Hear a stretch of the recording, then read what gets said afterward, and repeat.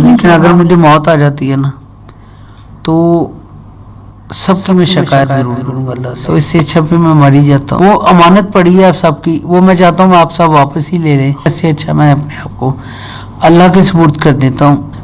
اسد عباس نام ہے ان کا، بہت اچھا سنگر ہے، ان کے دونوں گردے فیل ہو چکے ہیں۔ لوگوں سے اپیل کر رہے ہیں، ہاتھ جوڑ کر اپیل کر رہے ہیں کہ میری جان بچا لو، میرے 2 بچے ہیں، لیکن پتہ نہیں لوگ کیا کر رہے ہیں۔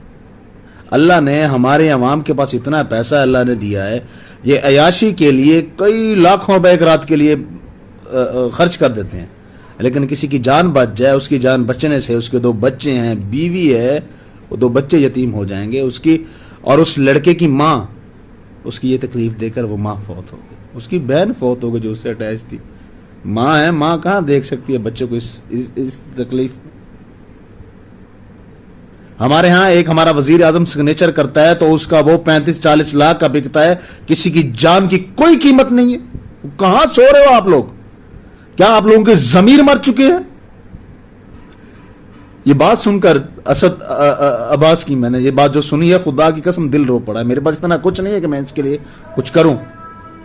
اس نے کہا مجھے کسی سے اب کچھ نہیں چاہیے، جن لوگوں نے مجھے 1,50,000 دیے میں ان کی امانت میں نے رکھی ہے، وہ واپس کرنا چاہتا ہوں، میں بس اللہ کا سپرد ہونا چاہتا ہوں، وہاں جا کر اللہ سے میں شکایت کروں گا کہ یا اللہ تیرے بندو نے میری جان نہیں بچائی۔ اور یار کہاں لے کر جاؤ گے پیسہ؟